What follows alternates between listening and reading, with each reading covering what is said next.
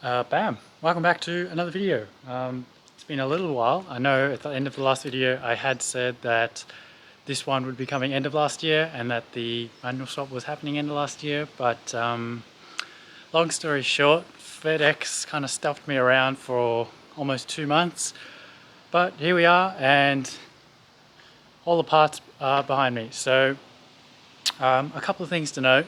Unfortunately, because it's now February and I'm now back to work, I'm not going to have like 2 weeks to just get this done, which means it's going to have to get smashed out over a weekend or two. So I probably won't be able to film as much, and I won't be able to take my time and stuff like that. And two, that will mean that I was going to do like several parts in this series as a little bit of a how-to, but I'm probably going to do this one, which will be part one, which will be an overview of the parts and what I bought, why I bought it kind of thing. Part two, and then maybe three will be the actual install. So anyway, let's jump into it.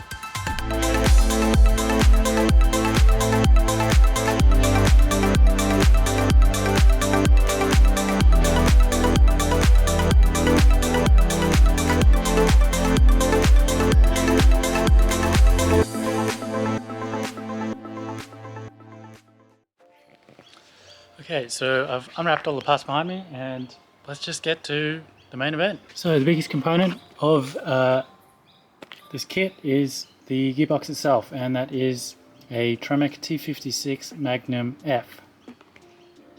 So it's a 6-speed gearbox. It's rated for, I think, 700 foot-pounds or maybe 700 newton meters. Anyway, it's more than I'll ever make in the car, so it's definitely strong enough. It can take a beating. It's an aftermarket gearbox, so there's loads and loads and loads of rebuild parts, spare parts, all of that kind of stuff. Back when these used to be made by, I think it was Borg Warner, the T56 and the TR6060, they were put into behind Vipers, XR6 Turbo Falcons, Commodores, so they've had quite a wide variety of use. Never been behind a Japanese car, at least not OEM. So one of the reasons why I went with the Tremec T56, I guess first step was to have a look at all of the Toyota options. So there was the W58, which is too weak really, the V160 from the Supra, which is a great gearbox but outrageously expensive, and because they don't make them anymore, they're very, very rare, and getting spare parts and rebuild parts is quite difficult and also, again, quite expensive. And finally, I could go with the factory manual option, which is the R154, but I've heard enough mixed reviews about that gearbox that I decided I wanted to go something aftermarket. So basically, my two choices were this, the Tremec T56 Magnum F, or the Nissan CD009. Both boxes you can buy brand new, which is good. Tremec is obviously an aftermarket company, but basically I ended up deciding not to get the CD because the bell housing's not detachable, which means the Collins adapter, which is what I would have gone with, I would have to cut the existing bell housing off and bolt the other one on, which not too confident on doing myself. And the big one though was the tunnel space. It's quite a wide gearbox, and from what I could see, the automatic tunnel in the Soarer would have needed a bit of cutting, possibly bashing and welding, which again, I'm not confident that I would have been able to do that. So I decided to go with the T56 Magnum F. There's a guy in the US called Joel Grannas. He races a lot of stick shift cars. In fact, I think he still holds the record for the fastest H-pattern stick shift car, which is pretty cool. But his company, Grannas Racing, sell a lot of these T56 Magnum kits specifically for, I think, JZs and maybe 13B rotaries. But basically, from the looks of his website and certainly his YouTube channel as well, it looks like his kits are designed to be a one-stop shop. He wants to supply all the bolts, all the parts, so it's mostly a bolt-in affair, which is really good, which is a big plus for why I decided to go with this kit. So for example, some of the things that he does to help make it fit, as you can see here, it's already machined down this side here and machined down this side over here a little bit, just for clearances to make sure that it fits in, no worries. He has a shifter relocation here that comes pre-installed that works with this little shifter stuff, which I'll show you a little bit later. And that's all bolted in and done. So it's really, as much as you can make it, a drop-in affair. Okay, so moving on to kind of a brief description of the parts. We have the clutch, drive shafts, master cylinder, some flywheel bolts, engine mounts, which I bought these separately because I'm going to do them at the same time, rear main seal, which I'll do at the same time as well because whilst you're there, why not, manual brake pedal, clutch pedal, transmission mount with the Prothane mount here, a little wiring harness. This is really cool actually, I'll talk about that in a sec.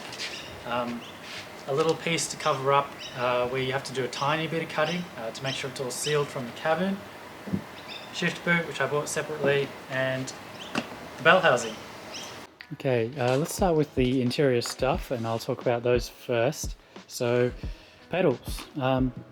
Normally, Joel Grannas can supply you with pedals if you have a left-hand drive car, but this is obviously right-hand drive, so I had to buy these myself. This is a manual brake pedal. These are kind of difficult to find because they don't make them anymore, and none of the other ones actually fit. So, as in none of the other ones from any of the other Toyotas fit. This is a brand new clutch pedal. It's actually out of a JZX30 Supra, but it bolts right in, so that's pretty cool. Then we have this piece, which I talked about before. Just goes over where you cut in the tunnel, and you can seal it up, and it's a nice OEM looking finish. Joel Grannas' kit comes with this little shift knob, which is really cool. It looks like an OEM V160 shift knob from a Supra, but obviously it's got, I don't know if you can see that, it's got the GR for Grannas Racing there, which is kind of cool. This is kind of the adaptable shift stick. So with this piece and this piece, you can almost adapt it. I think it's every 45-degree angle on top of this piece here, which you can bolt onto to allow you a load of different shifter locations. This shift boot I bought myself. You can buy from Joel Grannas for a left-hand drive Supra. He sells the OEM ones. So I was looking for an OEM shift boot for a Soarer. Unfortunately, I didn't find anyone who sold them, so I had to buy this aftermarket one, but it was really cool because it's genuine carbon fiber with a cool honeycomb pattern, and it's a nice looking finish. So moving on to what's behind the clutch pedal, we have a Wilwood master cylinder.